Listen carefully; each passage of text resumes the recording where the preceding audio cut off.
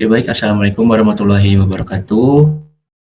Eh, Pada kesempatan kali ini kami akan menjelaskan hasil studi yang sudah kami lakukan, yaitu tentang optimasi evakuasi banjir Sumatera Aceh Tamiang menggunakan algoritma greedy dan brute force.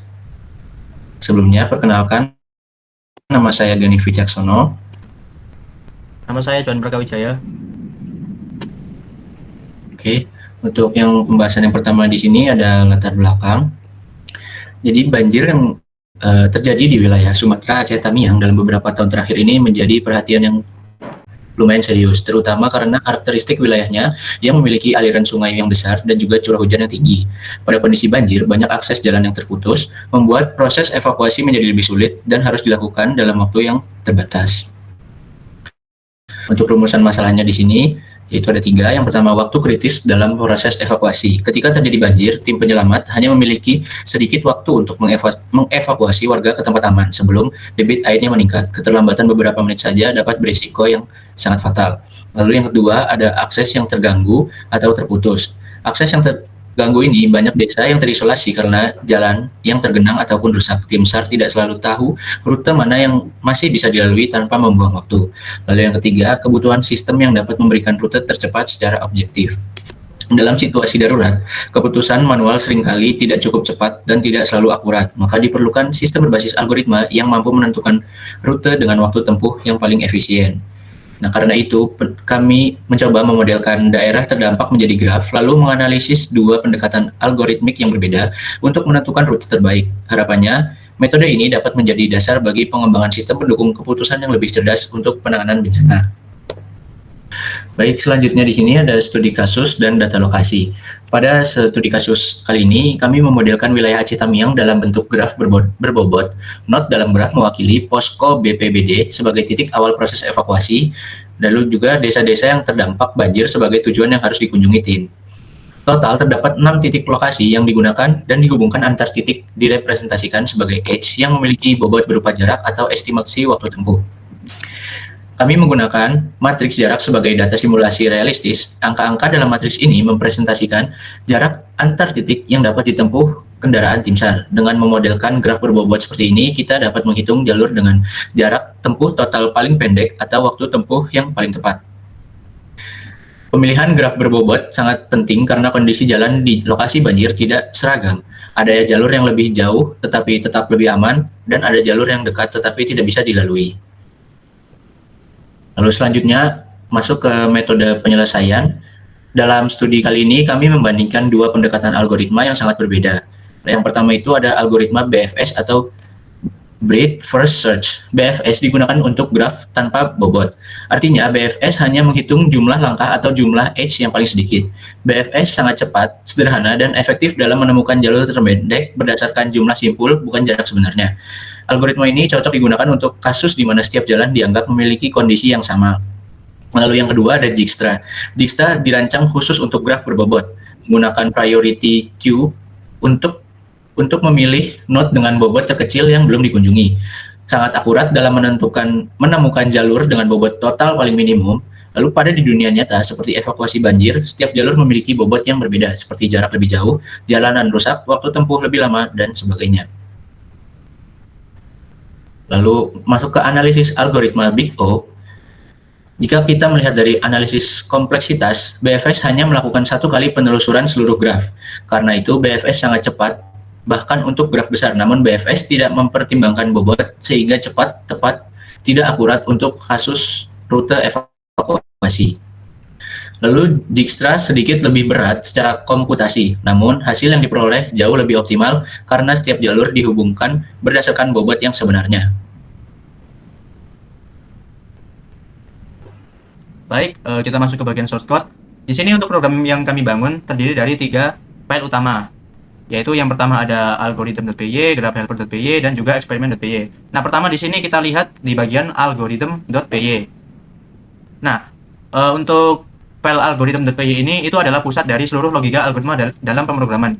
Jadi untuk implementasi algoritma BFS dan juga Dijkstra itu diterapkan di file ini. Untuk algorithm.py ini itu ada 3 fungsi utama. Yang pertama itu ada BFS underscore shortest underscore path. Nah, seperti yang tampak di layar, fungsi ini itu mengimplementasikan BFS klasik. Jadi dari inputnya sendiri di sini ada agency list tanpa bobot. Untuk output dari fungsi ini itu ada jalur terpendek berdasarkan jumlah langkah. Nah, BFS di sini tuh bekerja menggunakan QQ atau first in first out. BFS cocok untuk graf di mana semua edge dianggap setara. Yang kedua di sini ada fungsi Dijkstra. Nah, untuk implementasi Dijkstra sendiri di sini menggunakan priority queue atau heap queue, di mana setiap node diberi jarak awal infinity dan juga node start diberi jarak 0. Setiap iterasi memilih node dengan jarak paling kecil. Dan jika node goal diberikan, algoritma dapat early stop. Hal ini membuat Dijkstra menjadi jauh lebih efisien. Yang ketiga di sini ada fungsi reconstruct underscore path, di mana ini merupakan fungsi kecil, tapi fungsinya di sini cukup penting dalam program kami, di mana fungsinya itu untuk mengembalikan jalur lengkap dari start ke goal dan juga memakai dictionary parent dari hasil Dijkstra. Nah, jika tidak ada jalur, maka return akan none. Jadi fungsi ini memudahkan menampilkan hasil algoritma secara lebih jelas. Selanjutnya di sini ada file graph underscore helpers.py, di mana file ini tuh berisi fungsi-fungsi pembantu untuk membangun sebuah graf. Jadi untuk visualisasi graf dari hasil algoritma BFS dan juga Dijkstra itu ditampilkan di file ini. Nah, untuk fungsinya di sini juga terdapat 3 file penting. Yang pertama itu ada example graph, widget, di mana fungsi ini itu berfungsi untuk memberi contoh graf berbobot untuk demo. Yang kedua di sini ada fungsi wake to unwake. Nah, fungsi ini tuh dipakai untuk menghapus bobot dan mengubah graf menjadi agency list biasa. Tujuannya ya agar BFS bisa dijalankan, karena BFS tidak bisa untuk memakai bobot. Jadi ya untuk penerapan wake to unwaked ini bertujuan untuk memudahkan perbandingan antara BFS dan juga Dijkstra. Yang ketiga di sini ada fungsi generate random wake graph, di mana fungsi ini adalah fungsi paling kompleks di bagian file ini. Untuk tujuan dari fungsi ini sih yaitu untuk membangun graf berbobot dengan jumlah node tertentu, di mana node di sini tuh diberi nama string, mulai dari 0, 1, 2, dan seterusnya. Next. Selanjutnya di sini ada file experiment.py, di mana file terakhir ini itu adalah bagian yang menjalankan eksperimen untuk membandingkan performa BFS dan Dijkstra di berbagai ukuran graf. Nah, dari source code yang ada di algorithm.py dan juga gethelper.py tadi itu dieksekusi atau di run di file experiment.py ini. Untuk fungsinya sendiri di sini ada 3 fungsi utama. Yang pertama ada run single trial.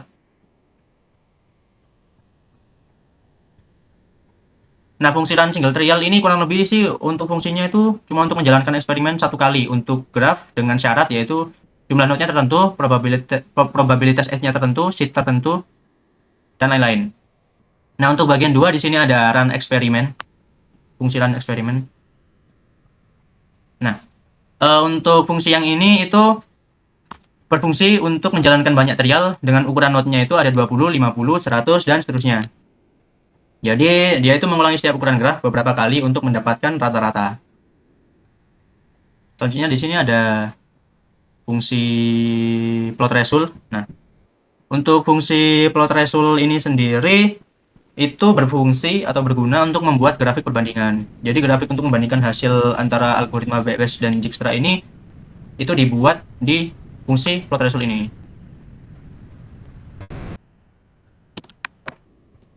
Nah, selanjutnya di sini ada grafik dan perbandingan kinerja, di mana pada grafik ini ditunjukkan perbandingan kinerja antara kedua algoritma.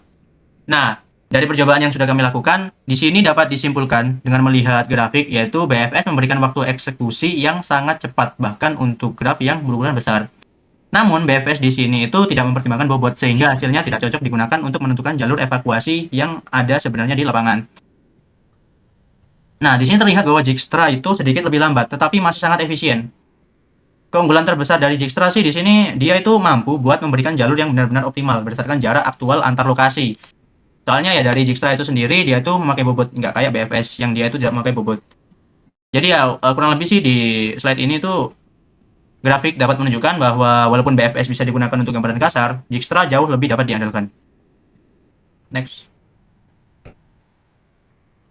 Nah, di sini ada list grafik atau mungkin lebih tepatnya list perbandingan kinerja dari kedua algoritma yang ada.